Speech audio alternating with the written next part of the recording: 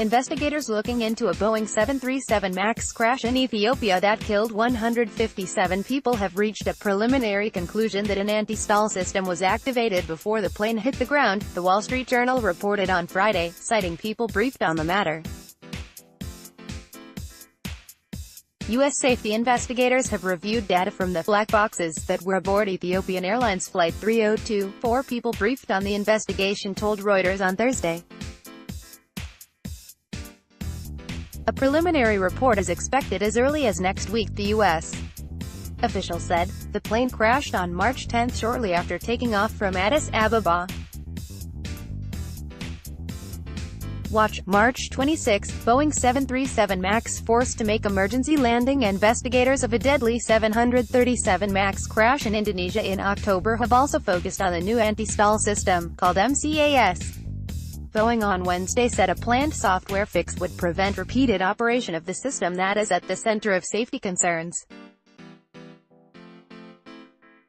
Boeing's fastest-selling 737 MAX jet, with orders worth more than $500 billion at list prices, has been grounded globally by the Federal Aviation Administration (FAA) and other regulators, although airlines are still allowed to fly them without passengers to move planes to other airports. The manufacturer said it had developed a training package that 737 MAX pilots are required to take before the worldwide ban can be lifted, proposing as it did before 2 deadly crashes that those pilots do not need time on flight simulators to safely operate the aircraft. Read more. U.S. and Europe regulators knew Boeing 737 MAX's nose angle might not work 2 years before Lion Air on Thursday. A lawsuit against Boeing was filed in Chicago federal court by the family of Jackson Musoni, a citizen of Rwanda, who died in the Ethiopian Airlines crash.